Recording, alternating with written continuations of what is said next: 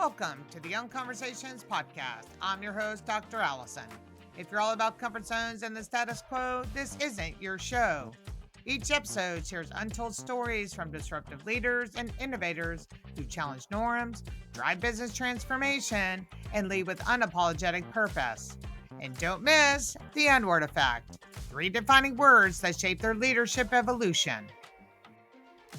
What if financial freedom wasn't just about money, but about mindset, emotion, and the courage to rewrite your story? Meet Diana Greshtchuk, CEO of Fan Your Flame, a financial empowerment coach who helps people heal their relationship with money and your best financial friend.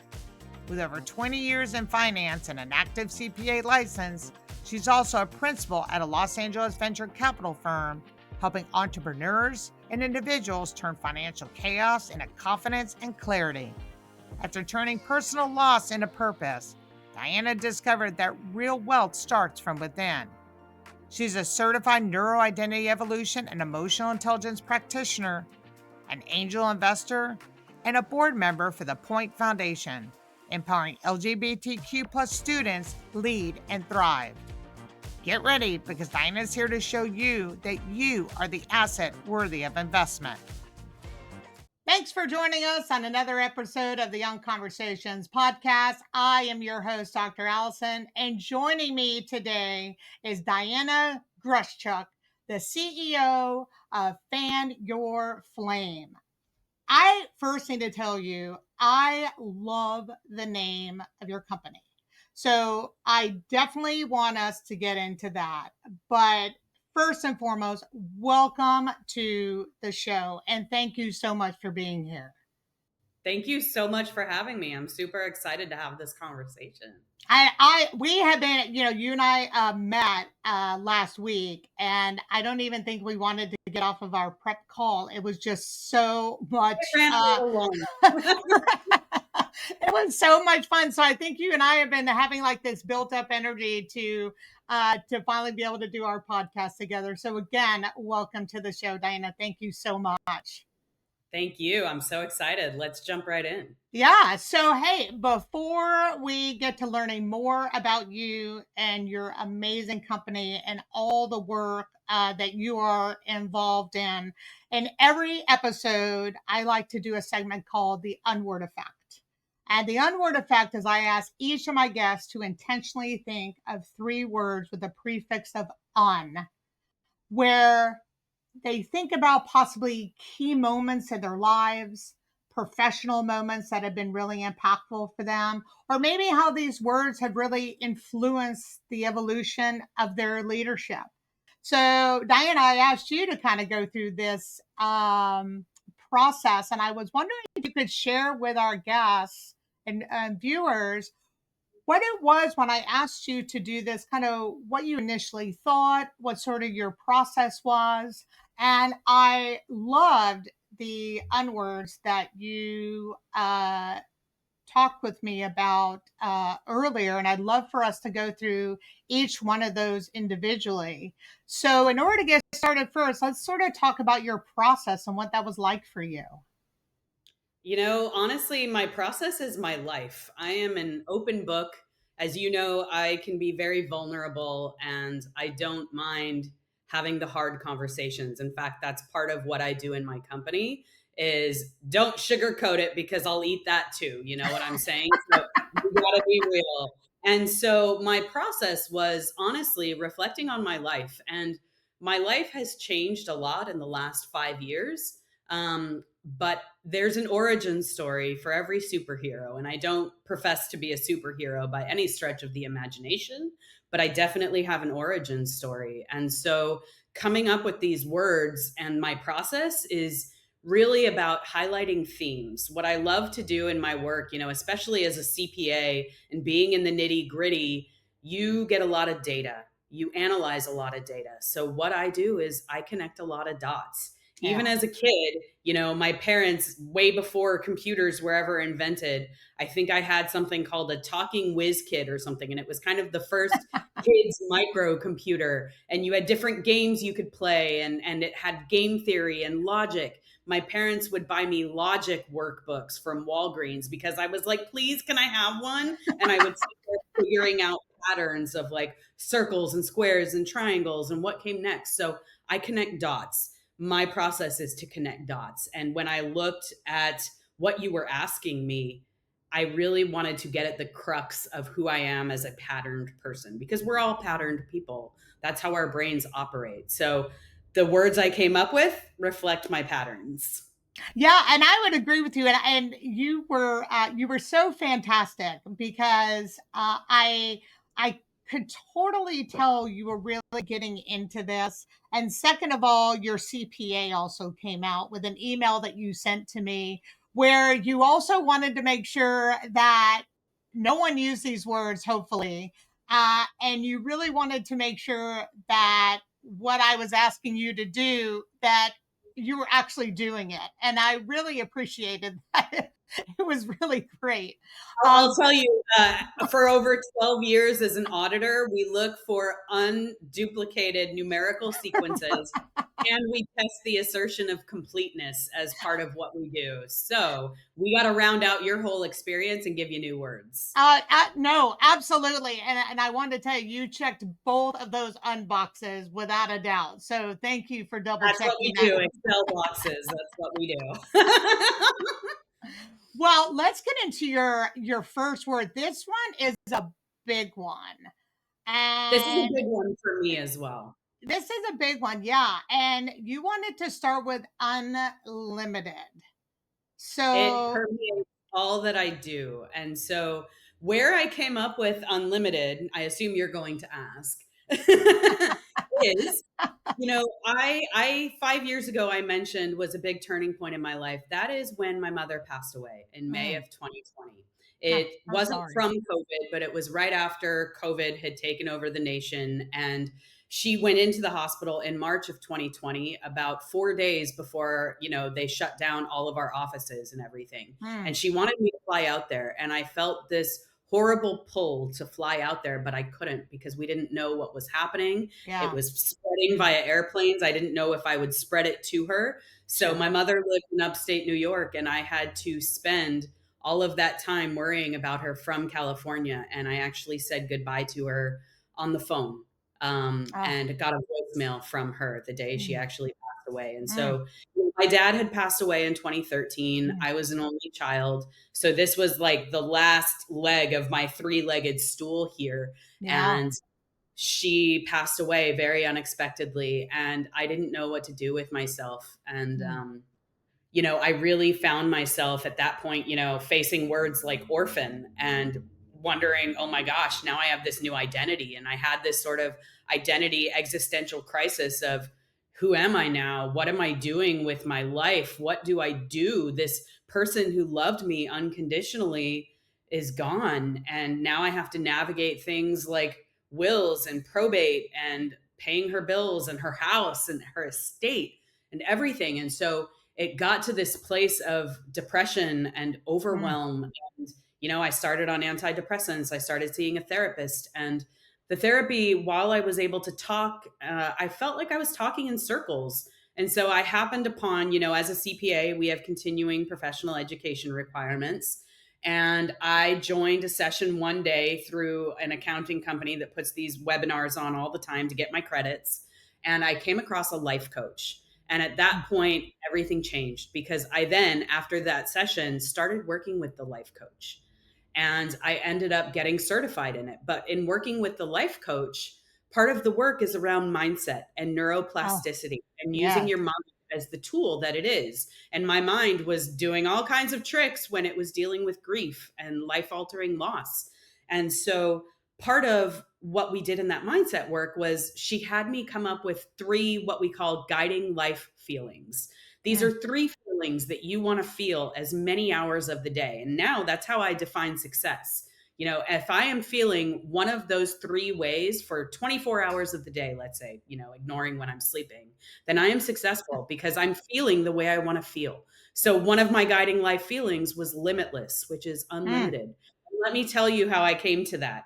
yeah. So, first of all, I needed and wanted to embody gratitude. So that's one of my guiding life feelings as well. Gratitude for what is, gratitude for what I have and who I am exactly in this moment, who I am not in this moment, and what is here, and especially acceptance, especially after losing my dad and my mom at that point.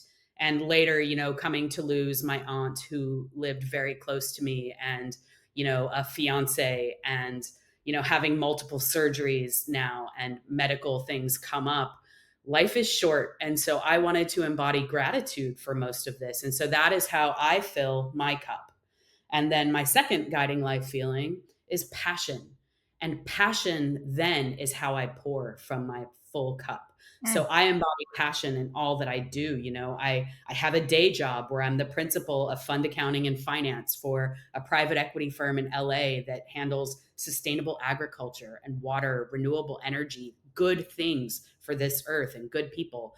I have a side business that I created, Fan Your Flame, to provide financial literacy coaching, to share the financial knowledge that I've gained in my life with those that do not have it, because not Mm. everyone has had the opportunities or the education that I have. And frankly, our education system doesn't have in its curriculum financial education, but that's a whole other discussion, Sure. and so I'm also on the board of these nonprofits. I'm on the board of the Point Foundation, which grants LGBTQ scholarships for marginalized students. They have BIPOC and community college scholarships. We can't even say those words right now in this administration. Oh, But then yeah, I'm also absolutely. on the board of another nonprofit that safely and swiftly picks up and gets leftovers and rescues these leftovers from grocery stores, from film sets, from corporate events, from catered events, from food festivals, and they deliver those foods and all of that to people in need, the unhoused, those who are food insecure. So with my passion, I take what I am grateful for and I give back. And so that cycle of filling my cup and pouring into somebody else creates this infinity loop. And that for me, mathematically, is the definition of unlimited, is these infinity loops that can just go on. And that goes into this mindset work. It goes into the energy work. It's like when you breathe in, you breathe out, and that creates the balance. That's the limitlessness of the breathing, the yin and the yang. It's the giving and the taking, the inhaling, the exhaling, filling my cup to fill others. And that's the unlimited. Dinah, I think that's so beautiful.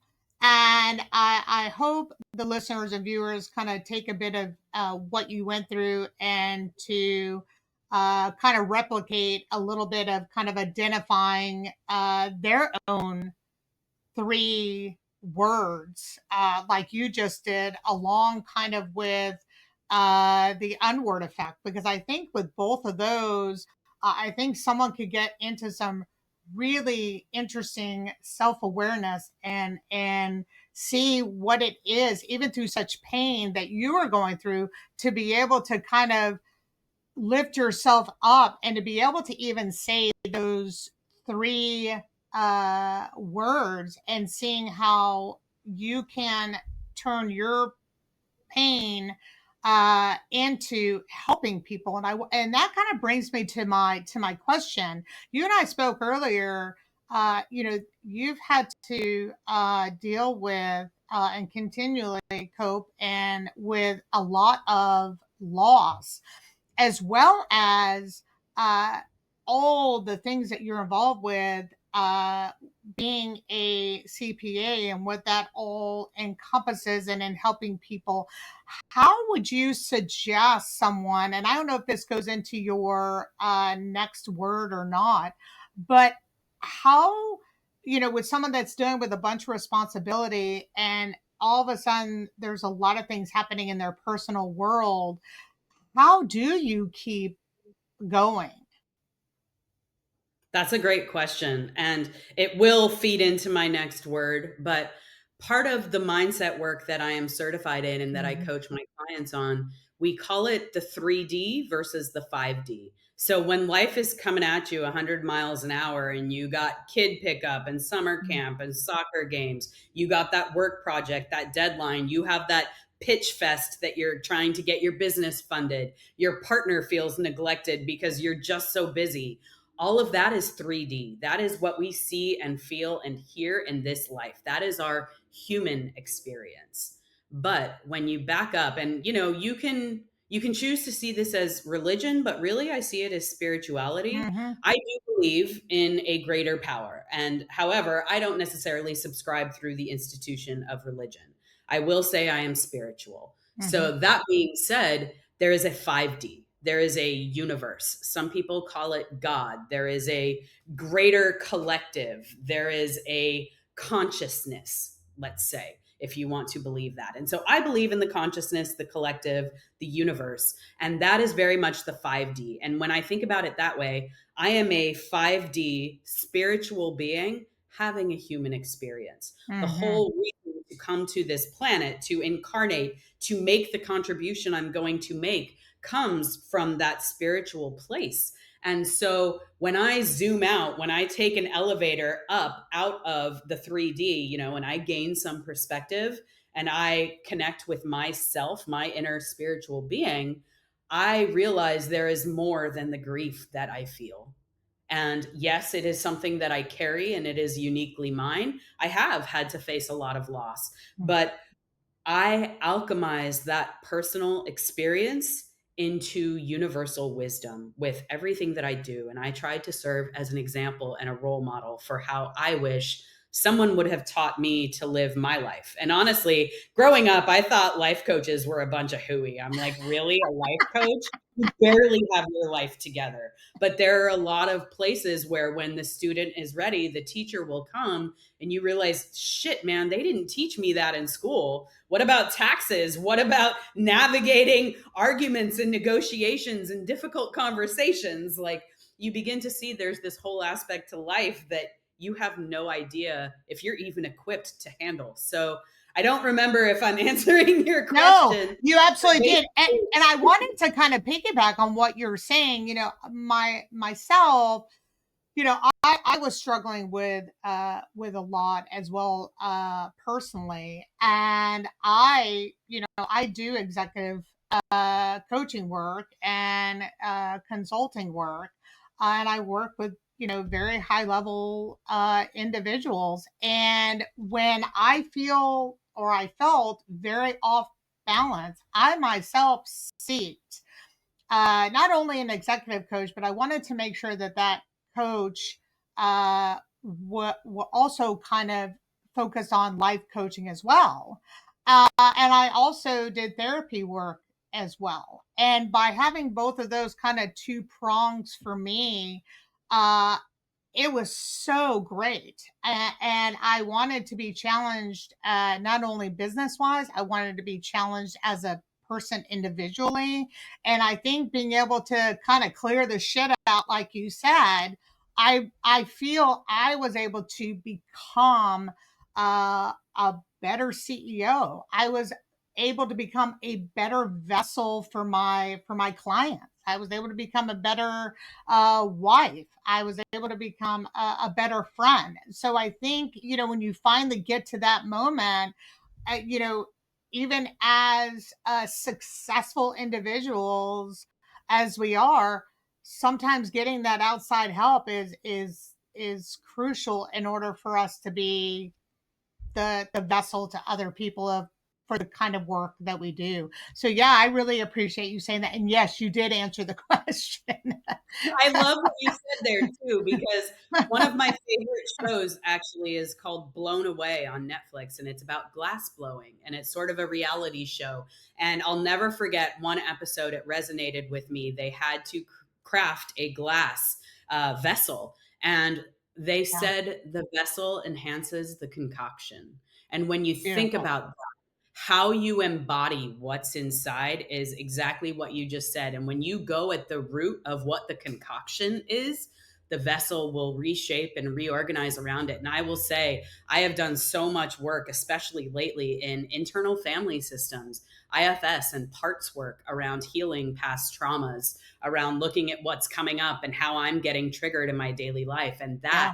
combined with the neuroplasticity and neuroscience of using my mind as the tool that it is and emotional intelligence, it Yes. allows me to be a better trauma informed financial literacy coach and person. So you asked, does this get to my second word? And it absolutely gets to my second word. So not to be a thunder stealer from No, let's you, do but it. Let's my go for it. my second word is undaunted. And I want to be really clear about that because, for example, in those books, it's not the Hunger Games, but it's the other one. Uh, it's factions, and they talk about the dauntless faction. And dauntless can mean fearless. I'm not saying I'm fearless. And even in this body of mindset work that I am certified in and that I teach to my clients, when you look up the definition of undaunted, what it says is you're not intimidated, you're not discouraged by difficulty or danger or disappointment. So it doesn't mean that I'm fearless. I have fear. And oh man, it shows up all the time. Our brains are machines that are designed to keep us safe. We're coming with very rudimentary operating systems that used to be, I'm coming out of the cave. Is there a tiger there? And it's scanning for threats all the time. And if it doesn't have evidence of, oh my gosh, you survived that one tiger attack, you're going to be fine. Every time it leaves the cave, it's going to think I'm going to get attacked by a tiger. And Sure. so you have to learn to dance with fear. You have to be undaunted. You have to be not unstoppable, but refusing to give up in a way. And so when I say dance with fear, that fear is going to be there no matter what. Every time I do a new thing, it's going to be scary. Looking at life after loss and what that looks like, that's really flippin' scary, right? And so when I say dance with fear, I do that through levity. I do it through playfulness. One of my load bearing coping mechanisms is using humor. So that humor eases the stress for my nervous system. And so that is a big part of the work I do is calming nervous systems. As a trauma informed financial literacy coach, there's another unword that I use all the time. That's understanding. I come in with this level of curiosity. And if you know internal family systems and IFS parts work, part of self energy that you bring to everything, they talk about the 8 C's. And one of the 8 C's is curiosity. Another one is calm, but there's curiosity. And so when I seek to understand myself, when I seek to understand others with curiosity, I'm not listening just to respond. I'm listening to learn. And that makes a big difference. So, dancing through fear with levity and playfulness and understanding that my fear that my brain is feeding me is really just trying to keep me alive. It allows me to love my fear and thank it for trying to protect me. But sit down, Pat. You can be right here next. I got to go do this really scary thing, right? And so the other thing too is visualizing. So if your brain doesn't have evidence that you've survived this tiger attack or this new thing like sending an email, Yes. which let's face it, can cause a lot of anxiety for folks these days, a simple email, you can visualize your success and the outcome of how you want that thing to go. And your brain doesn't know the difference between a visualization or an actual memory.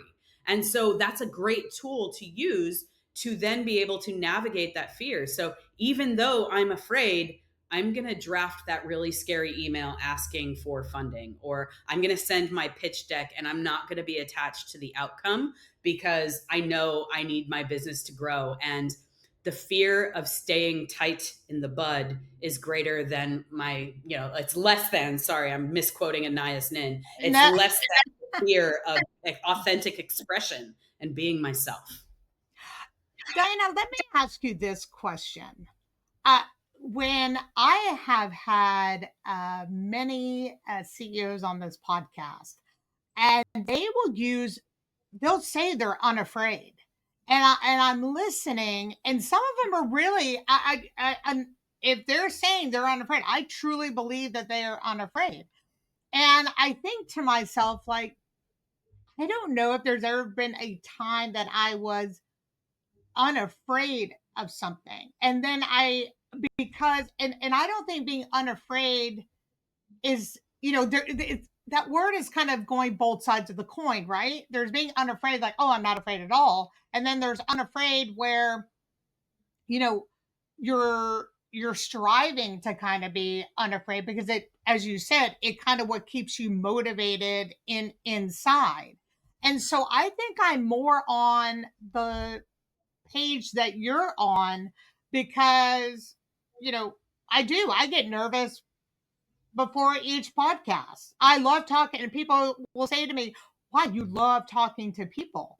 But because I want the podcast to be great, I want my guests to be comfortable. I'm kind of nervously excited for the fun conversation I'm going to have with the guests.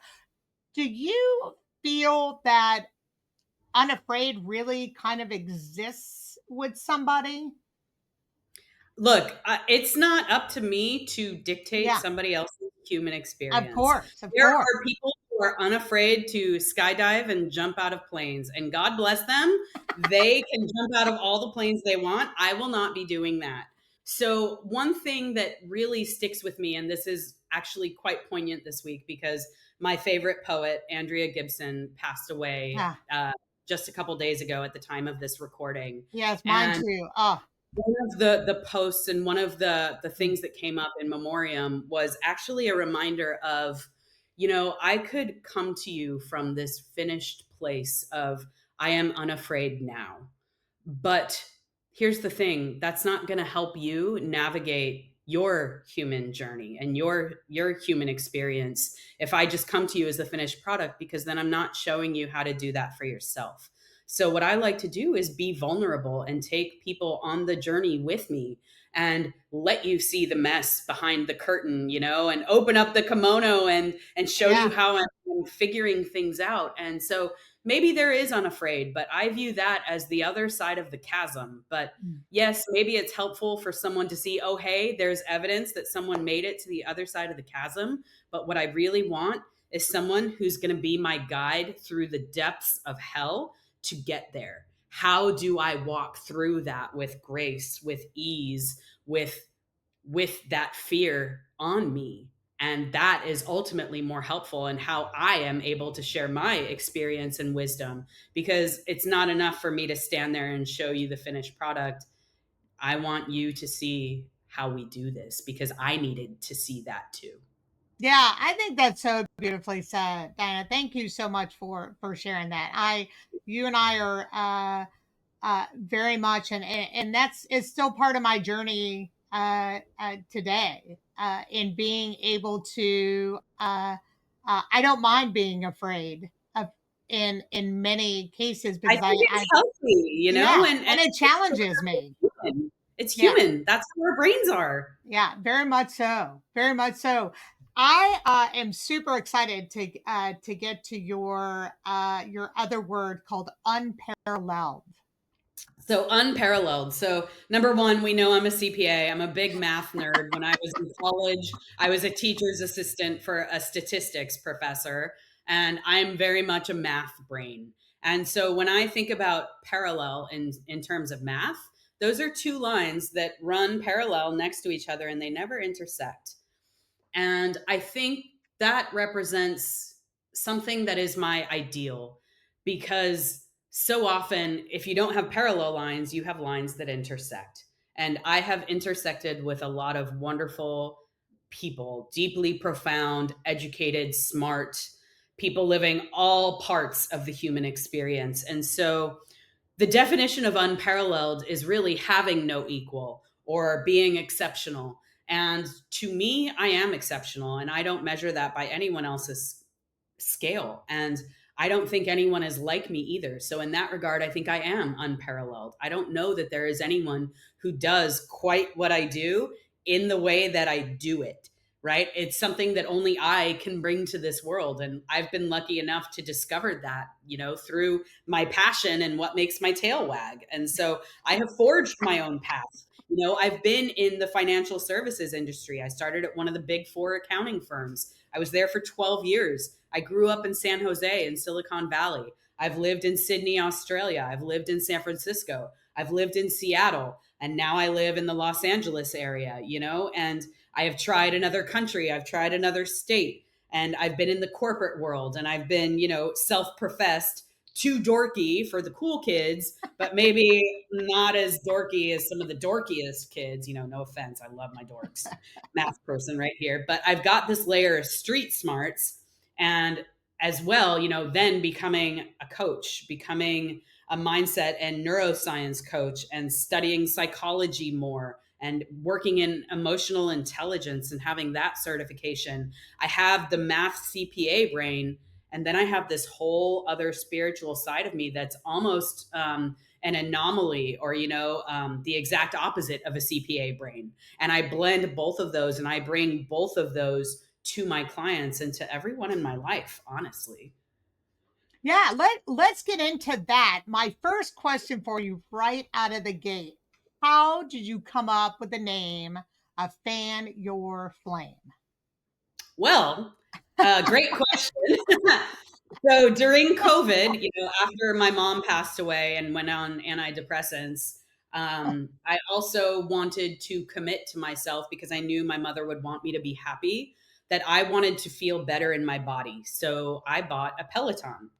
At the same time, I invested in Peloton stock, and that's a whole other podcast too, because what Peloton stock has done since the high when I bought it at of 150, when it's sitting at about $6 a share right now, that's a whole other.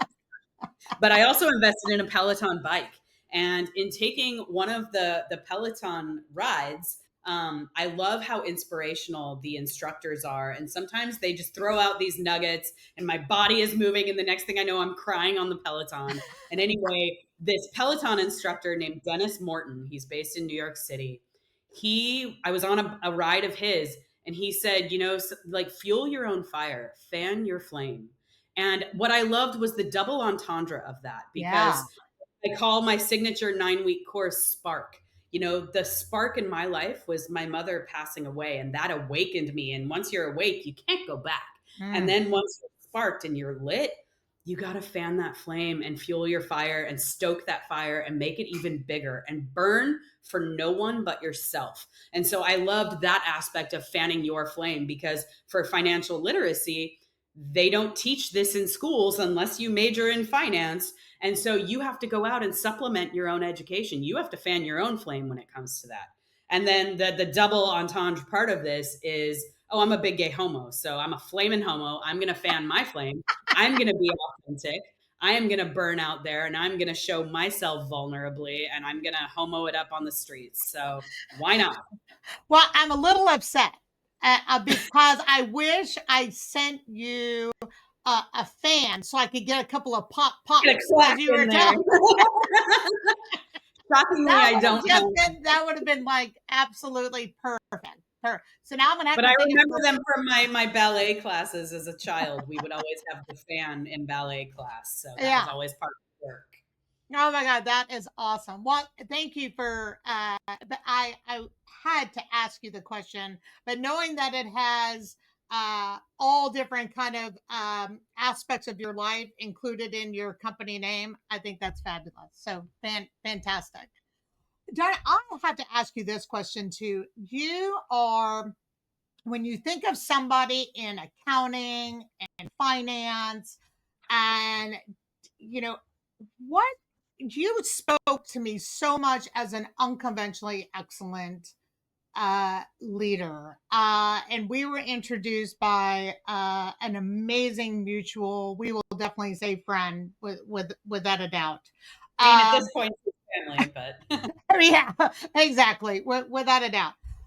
But you are so unconventionally unique, and when you think of finance and accounting, people think, hey, these are these big companies, they're all about traditional or it's type of. very bro. It's like bros in tech vests telling you Yeah, about the latest stock, or it's like Mad Money and telling you all these crazy things, and it doesn't have to be broy.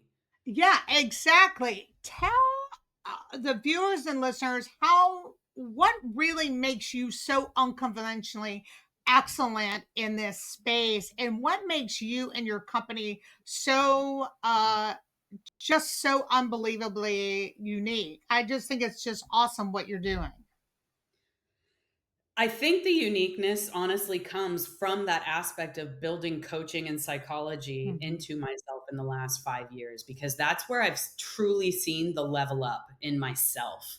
Is that once I did the inner work, that made all the outer work work. Like, I have in my life, as I'm sure every human has, endured and sustained deep trauma. And my nervous system reflects it on the daily. And I am not a perfect human being, but that trauma needs to heal. So I Mm. am continuing to work on healing my trauma because we're never done and we're always enduring and sustaining new trauma. And we don't even realize it because trauma isn't the event, it's how our body reacts to the event. So it doesn't matter what Absolutely. happens, but if it triggers you, then your body is going to feel a certain way physiologically.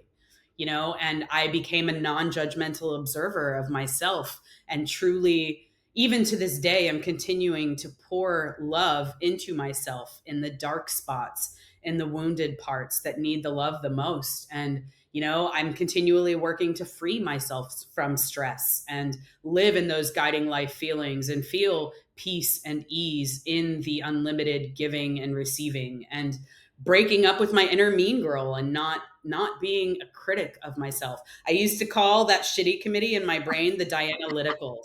They would sit there and overanalyze and overthink everything I did, like in Dirty Dancing when she's like, I carried a watermelon. Like I could sit there and be mean to myself like I'd get a gold medal in it, and I'm over it.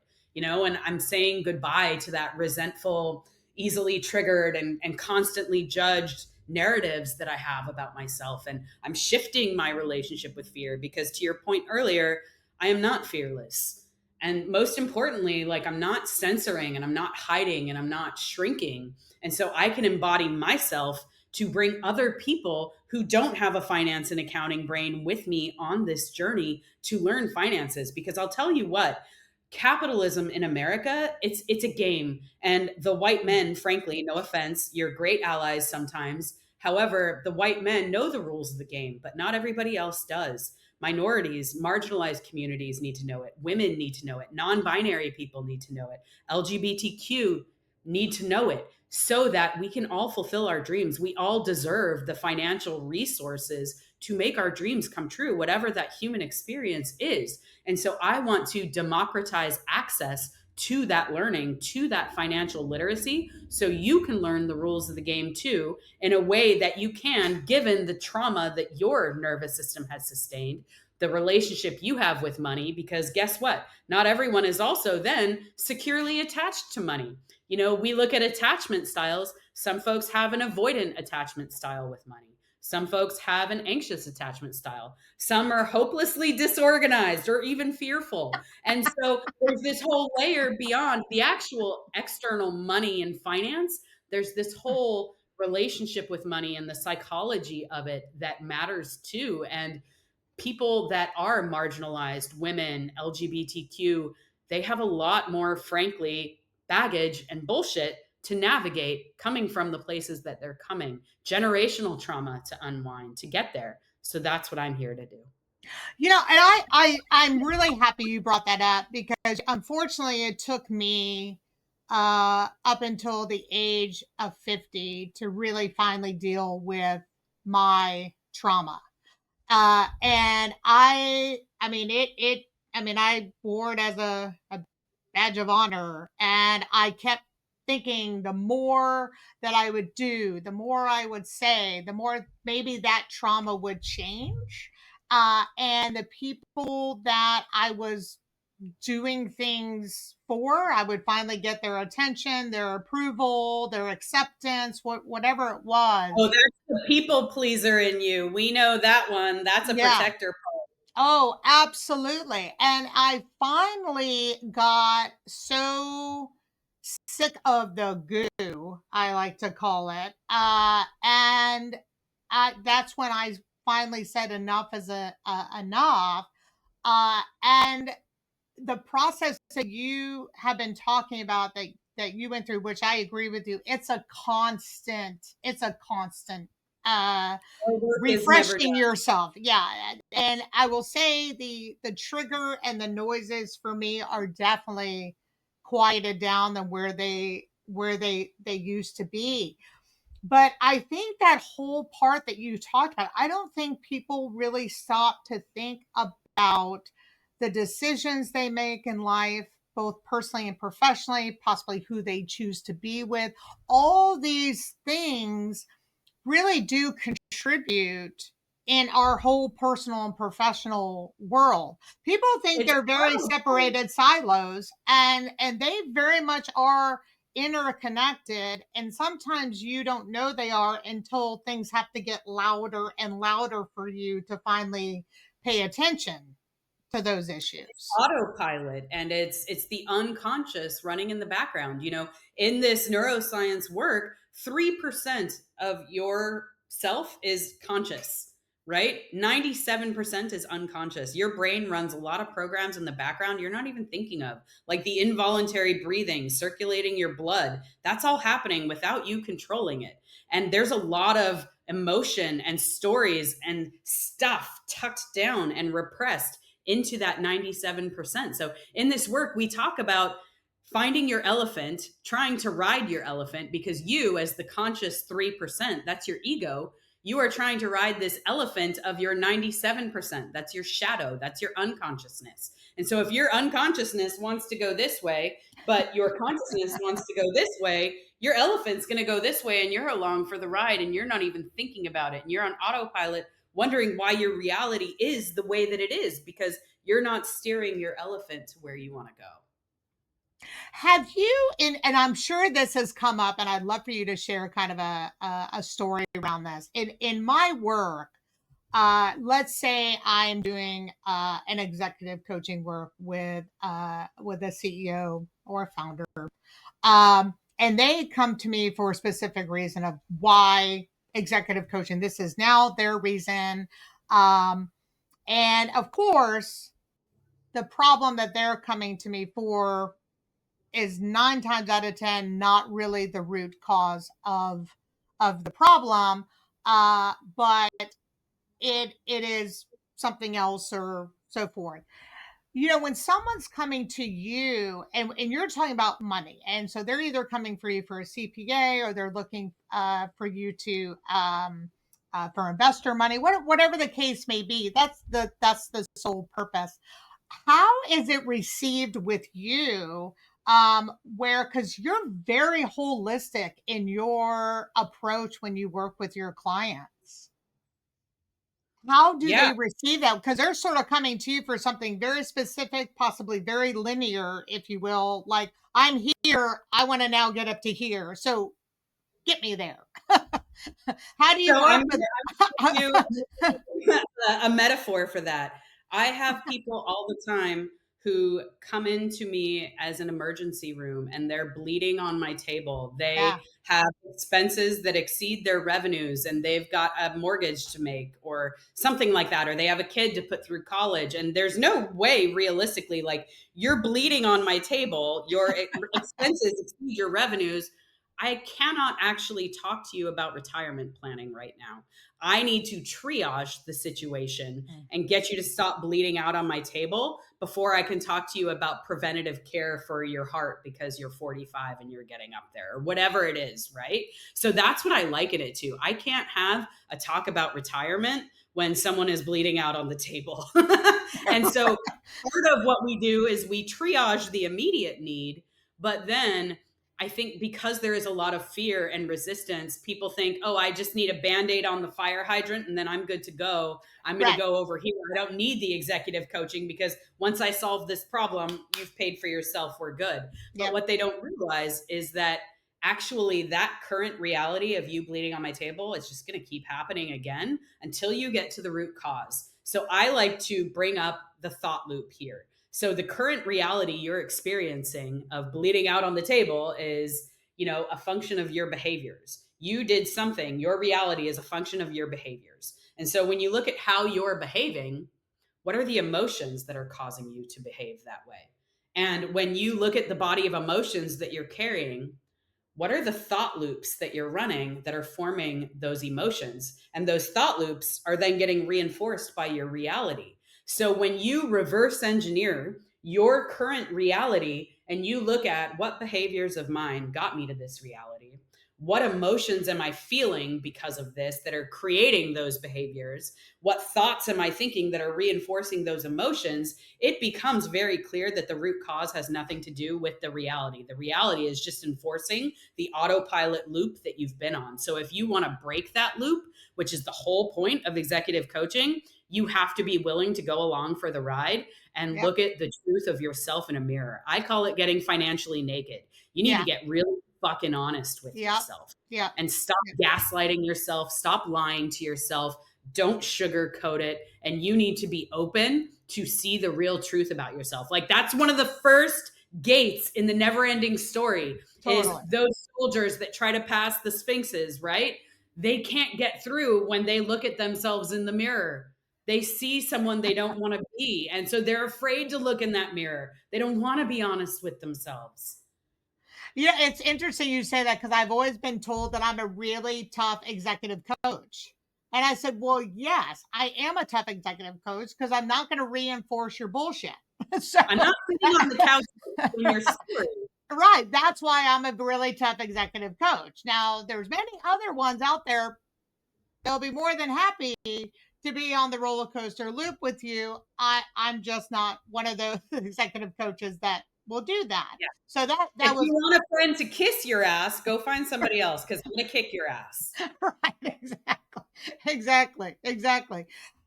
Diana, I want to make sure that we have time in our podcast for this. So I have been, one, I've been a huge fan about what I'm about to bring up. And it became with this mutual family friend that we have in common. And her name is Charisse Pashaw, and she was one of my first guests on the Unconversations podcast, which talking about gratitude and grace. And she, of course, introduced you and I. But she and her wife were featured on a documentary called Show Her the Money that you are an executive producer of. And we did not know each other then or were introduced. But I have seen your face around which makes me even more happy to even have you on this podcast. So I love to hear your involvement. And I know you're going to share some exciting news. So please take it from here.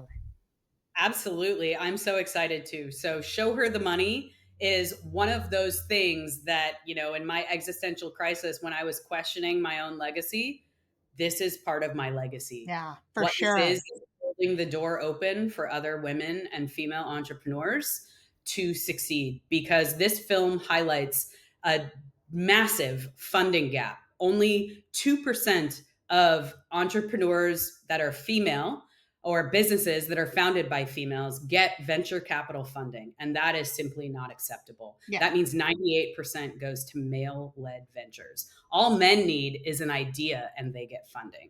Yep. Women have to show up with the receipts and the proof, and it's just not equal. So this documentary, it's not out on streaming platforms yet, but we're rolling it out in phases because it, like a lot of things I do, is an investment. I am an angel investor. So I was introduced to the main producer of this film, Catherine Gray, a few years ago. And it was right as I had just opened up Fan Your Flame, and a mutual friend said, you need to know each other. And the rest is history. So I invested as an executive producer in this film. It highlights the founders of businesses and the investors that fund them, as well as female-led venture capital funds. So it looks at all three. And this was such an important passion project to me. Yeah. So talk about living out that passion side, because I work in the institutional side at an asset manager that is launching funds all the time and managing funds. I have a business that I founded.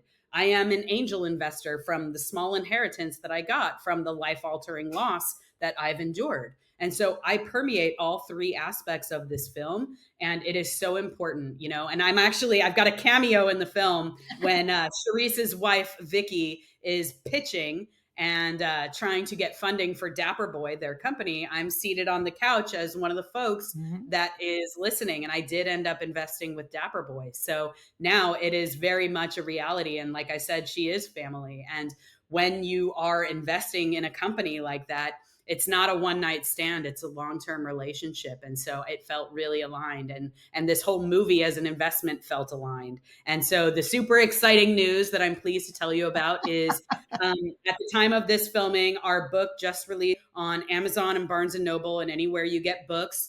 It's the Show Her the Money movie book, and it profiles all of the producers and cast and those involved with the film. Amazing news. I never thought I would ever be in a book. I've got a whole chapter just about me. And, I don't need a whole book about me. I am fine with a chapter, but I have that main character energy. And I will tell you, my 27-year-old self never imagined that I would be part of a movie, that I would be part of a book. And that book would include Sharon Gless, an Emmy Award winning and Golden Globe winning actress who narrates the audiobook and stars in the film with me. And I get to rub elbows with her and be her friend.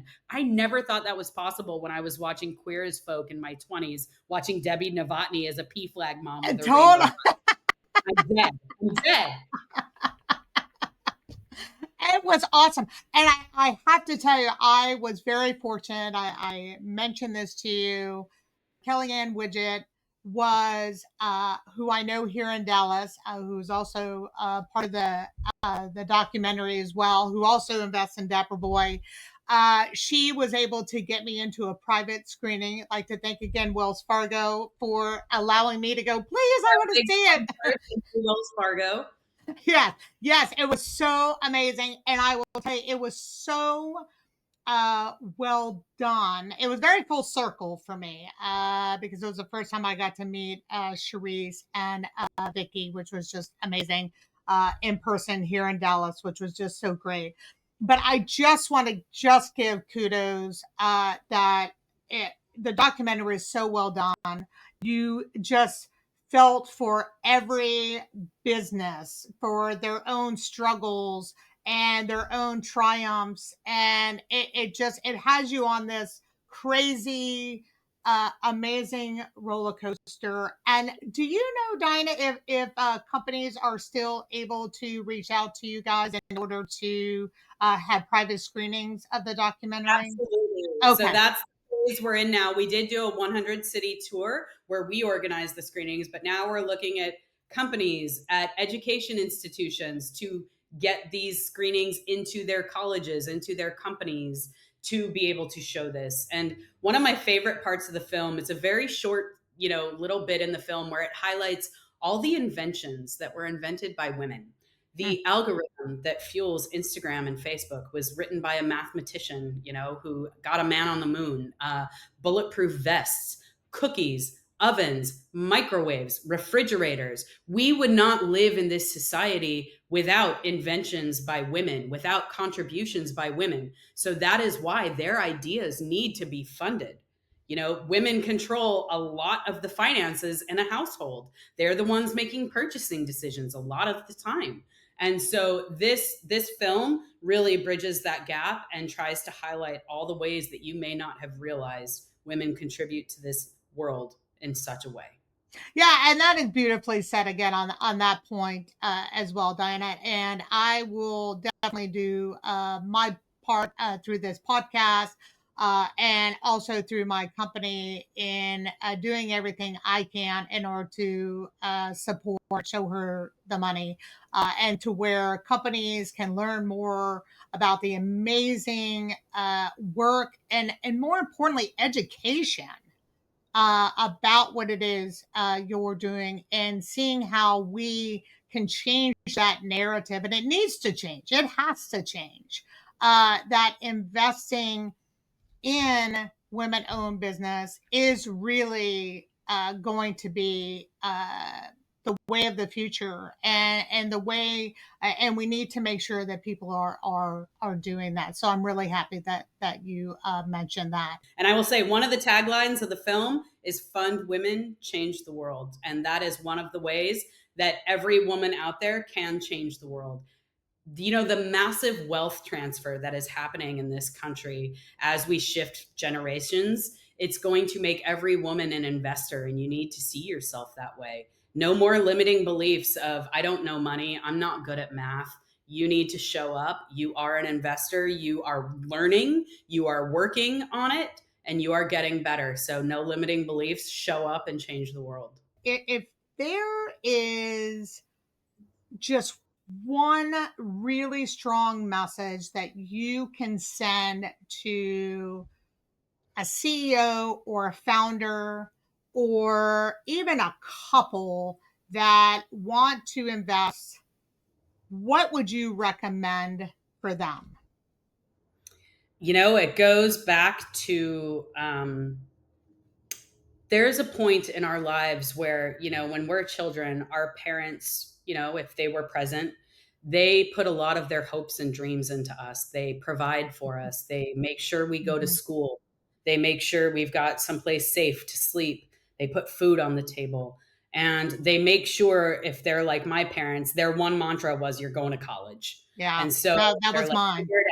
but it was an investment that my parents made in me, and they cultivated this mindset even as a kid. You're going to college, which to me translated to invest in yourself. You are the asset worthy of investment. And I think part of my work in coaching and mindset is eradicating this great lie that we are unworthy. That is a limiting belief. That is a core wound for so many people. It centers around Absolutely. worthiness. We are worthy of investment. And some point after college, a lot of us stopped investing in ourselves. For me, Hmm. I went on to get a CPA, a professional designation. Some people get PhDs like you. That is an investment in yourself. When you look at the simplest definition of an asset in the accounting world, an asset is something that you have the rights to that generates future cash flows. So having that college degree will generate future cash flows. Having a CPA or a PhD might generate future cash flows. So invest in yourself as the asset. If you are the founder of a business, if you are looking at investing elsewhere, you have to invest in yourself with knowledge. You have to believe in your own worthiness and ability. And you have to give yourself the education that you need to be able to do that, whether you're afraid or not.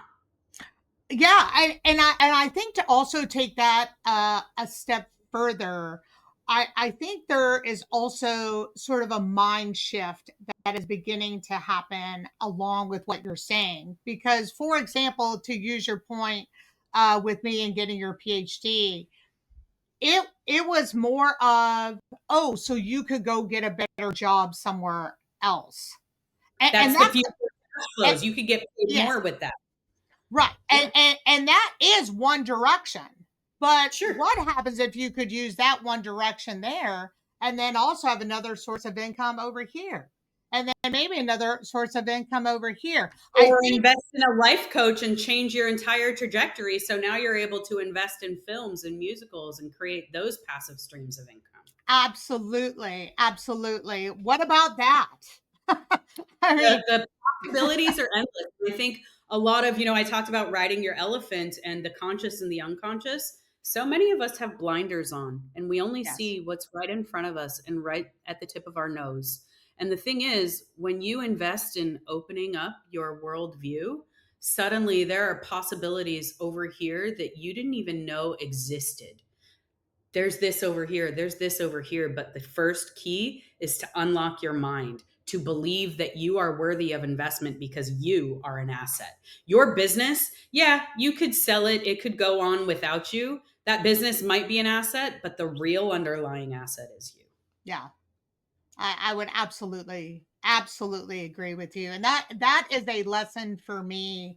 That was a mind shift for me. I would probably say in my 40s when that happened, where that was like a really big aha moment for me. Same So for me, but imagine we're taking that to the next generation that can learn it as kids, as teenagers in their 20s, and what else they could do with it.